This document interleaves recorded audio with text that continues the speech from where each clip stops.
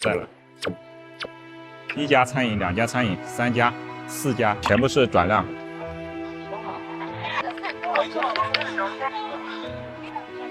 你看这边的店面底下是没有人。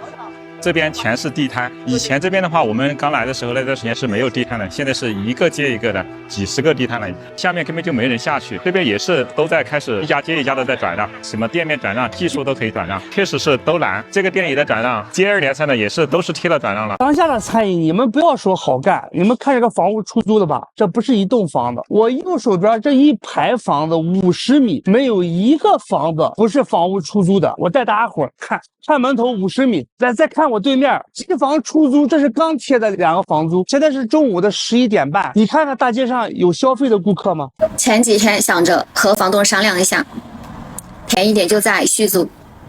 今年确实很艰难，包括我们旁边左右一家一家的都在倒闭，关了7、8家。没想到他来了一句：“你不租就搬出去。”我们这条建设路属于迎宾商城的门面，也不知道是哪个单位这么的牛逼。想着吧，在这条街做生意的老板都是租了很多年的，给你们单位做了很多贡献，养活了你们一大片人。你宁愿看着一家一家的倒闭空着，也不愿意给我们这些做实业的老板让步。福建省是中国大陆经济发展最快的省份之一，尤其是福建省的省会城市福州，早年曾经吸引大批的台商投资，让当地经济快速飞腾。然而在当前中国大环境不好的影响之下，外资与台商纷纷撤资离开。那么现在的福州又是怎样的一幅光景呢？本期节目我们来一起聊聊关于福建的故事。这就是福州最大的烂尾楼，1132亩，当时号称是福州的下一个金山，画了一个比天还大的饼。地铁出来长这样，还有见过比这里更荒的吗？我都以为我穿越了，这还是大白天，如果是晚上，请问你敢走吗？这个我说实话，牵一只牛过来吃草，他都得当场跟你翻脸，真的是太偏了。这里是地丰家，几年前2大地产商联手要在这里打造一座城，规划多姿多彩，搞得也轰轰烈烈。很多宁德南皮的朋友买在这边，看房团一车一车的连夜赶过来，刹车都不带踩一下的，来抢房，结果万万没想到是送人300万买的房子，今天起拍100万，这不是传言，这是福州金山。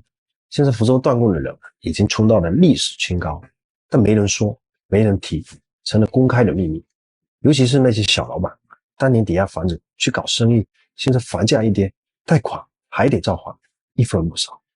你以为房价跌个10几20万，有的房子已经缩水了一半，那些高点买入的人现在还在咬牙撑，工资收入怎么也赶不上房价下跌的速度，贷款继续供，月供继续压，但到最后撑不住，只有一条路，断供。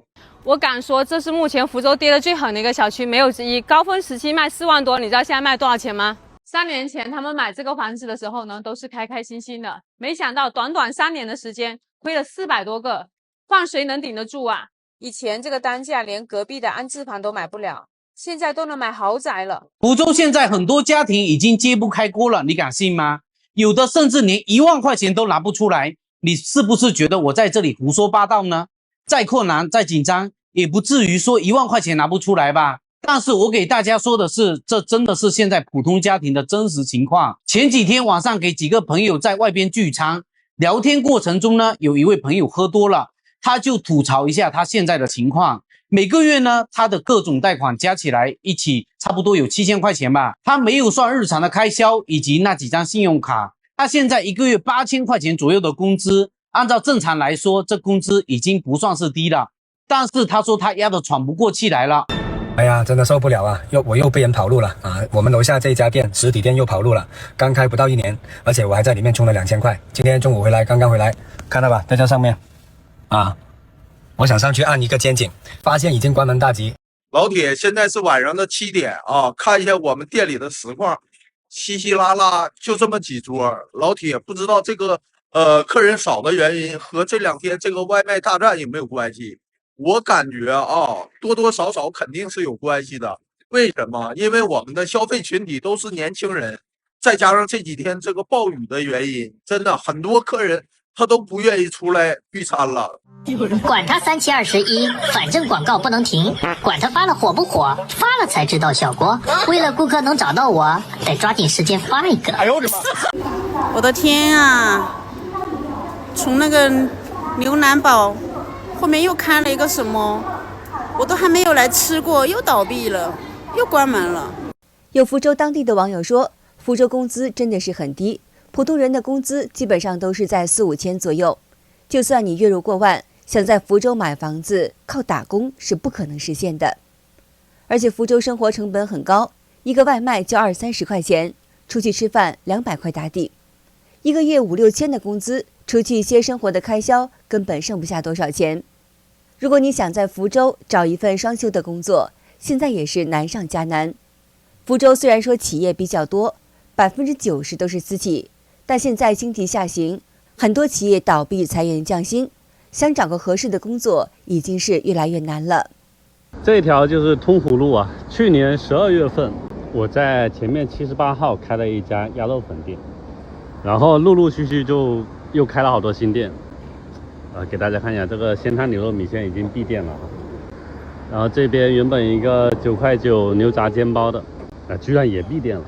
最近咱们罗源街上大家也都看到了吧，滨海的海底捞也都撤了，常去的三中路的杨大叔也关门了，好多熟悉的老店也都贴上了转租。说实话，这心里面真的是七上八下的。今年才过去一半，做关门潮确实让人有点心慌，实体店的生意真的是很不容易。福州苍山市大学生街真是太冷清了吧！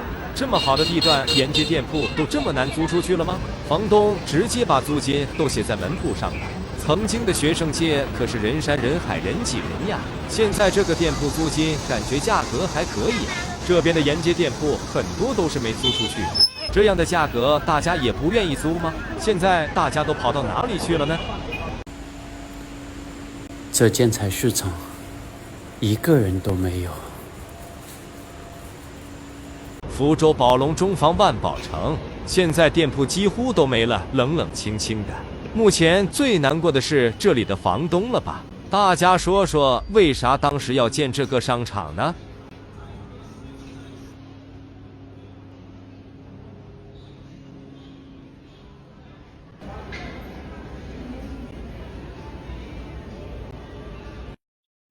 这还是曾经的福州宝龙城市广场吗？冷清到无法想象。这难道就是当下福州商业的现状？曾经人潮涌动的宝龙广场，如今却变得如此冷清。曾经的繁华景象已经不复存在了，这究竟是为什么呢？这种状态下的宝龙店铺还值得买吗？评论区告诉我答案吧。再这样下去啊，牛马们还能啃多久？现实比想象更残酷。在福州做了6年金融，我看到的是啊，这座城市表面繁华、车水马龙的，背后啊却是无数人的挣扎。人均工资4、5千，但月供过万已经成了常态。大公司裁员降薪，小公司濒临倒闭，实体店老板啊辛苦1个月，到头来全拿来交了房租。更扎心的是啊，许多人为了保住征信，拆东墙补西墙，日子过的是如履薄冰，只剩一城二字。专家说啊，中国人均存款10万元，但是福州的真实情况是人均负债10万元，这才是大多数福州牛马的。一位福建民众向海外的自媒体节目披露，他是一名在福建长大的普通人，也是一名沉默中忍耐太久的老百姓。我们福建人一直被当成是边疆防线，却从来没有享受过任何真正的国家福利。经济数据漂亮，是因为我们百姓被压榨得滴水不剩。GDP 数字上升，是因为我们的血汗换来了他们的政绩。而我们这些真正为社会打拼的普通人，有谁会在乎我们的死活？我的父母年迈，没有任何养老金可言。我身边的亲戚朋友，有的看病花光了积蓄，有的临终连个病床都等不到。年轻的牛马们起早贪黑的上班工作，最后拿到一份连买房首付都不够的工资。所谓的共同富裕，只不过是一句冷笑话。很多人还在说要相信国家，相信党。我只想问一句，我们要相信一个不把人当人的政权到什么时候呢？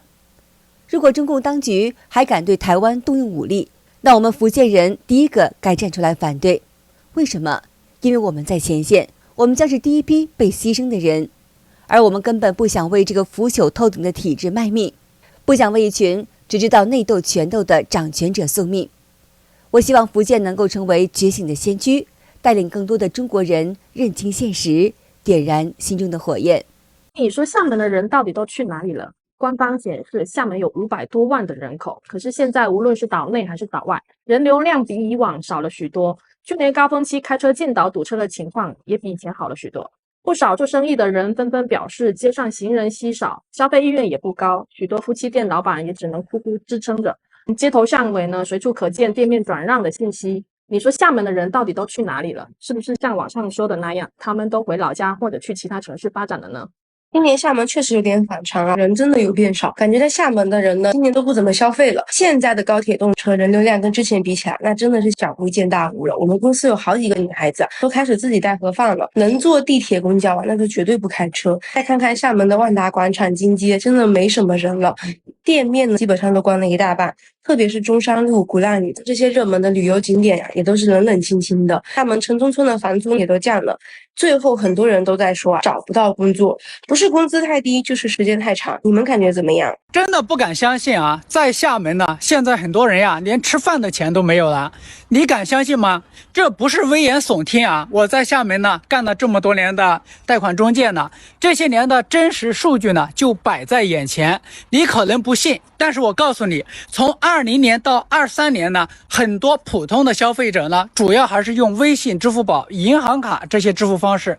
可是从去年下半年开始啊，就变成了信用卡和花呗，说明很多人呢，现在连生活费呢都要靠借钱来维持。现在的厦门房地产行情真的不是说降价多少就有人买单，开发商是这样，二手房东也是这样，整个市场已经悲观到一种悲伤的地步。比如像自在海，坚挺了1年多，最近价格也调了，单价卖到2万3、4，实际上也并没有卖得非常好。不是说自在海这个楼盘不够好，也不是说价格不够给力，实在是现在的购房人对市场的信心严重不足。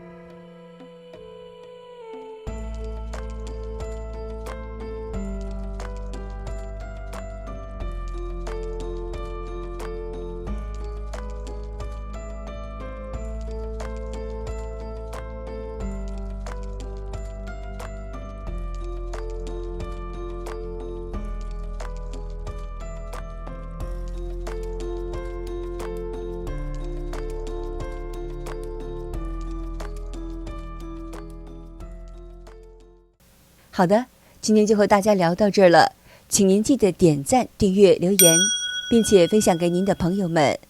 感谢您的支持，我们下期节目再见。